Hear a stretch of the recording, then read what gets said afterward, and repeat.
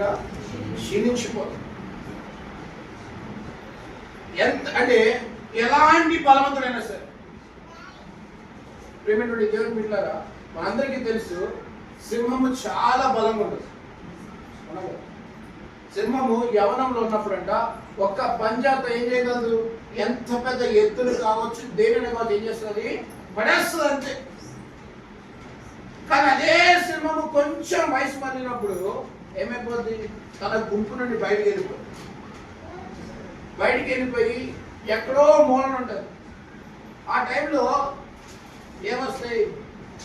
తోడేళ్ళు కావచ్చు, నక్కలు కావచ్చు, కుక్కలు కావచ్చు, అన్నీ వచ్చి దాన్ని ఆడతాయి. ఎందుకంటే అది తెలిసి ఏమైపోయింది? ఇది వయసు అయిపోయింది కాబట్టి ఆడవాడిని. అయినప్పటికీ కూడా ఏం చేస్తుంది? ఇంకా ఓపిక లేదు, ఏం చేయలేదు.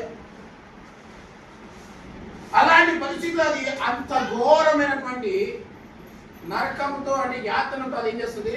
కనుమూస్తుంది. ఒకప్పుడు ఏం చేస్తుంది? రాజులా ఎదిగింది. ఎక్కడికి వెళ్ళినా సరే ప్రతి జంతువు సింహం చూసి ఏమైపోతాయి? భయపడి పారిపోయి జంతువులన్నీ ఏం చేసి సింహం చూసి నవ్వడం అవుతుంది. ఈ శరీరం కూడా ఏదో ఒక రోజు ఏమైపోద్ది? క్షీణిస్తుంది.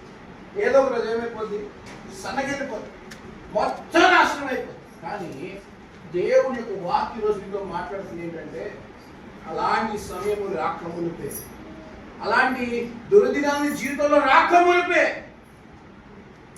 దేవుడు నీకు తోడుగా నిలవబోతుంది ఈరోజు. హల్లెలూయా. పైకి హల్లెలూయా.